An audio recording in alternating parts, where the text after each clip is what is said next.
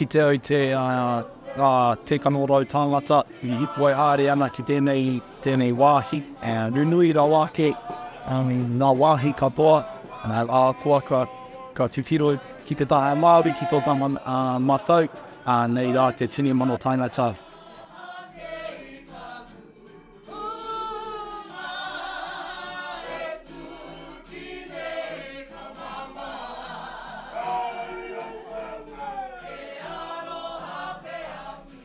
AFS is an organization that develops active global citizens, and we do that through exchange programs, we do that through intercultural learning activities, we engage with teachers and young people and families around the world. And every year we exchange about 10,000 young people in about 100 countries around the world.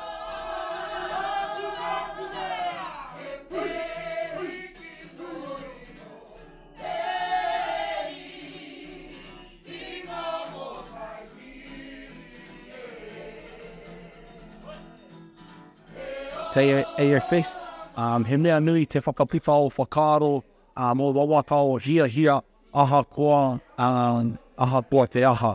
And tō tau, kāre tērā he take nui, mena ke a whare tō hāwhori o hāpai a koe me o kōrero, me o whakaaro, ka pai ake ki te whakatutuki, ki roto i te aohuri nei, mā ngā tangata, mā ngā tuakana, mā ngā rangatira o tēnei au e whakarango ki ngā kōrero o ngā Taionga Lakes.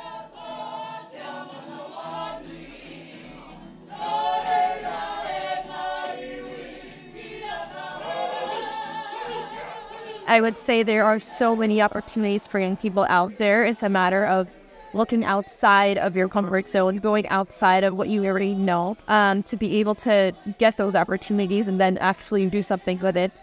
I think there's opportunities, resources, and the right people to connect with, but we just don't feel like we're empowered enough to do those things. So as young people, I want to challenge you to just get yourself out there, be confident in who you are, the heritage and background you come from, and take all of that with you and the decisions that you make.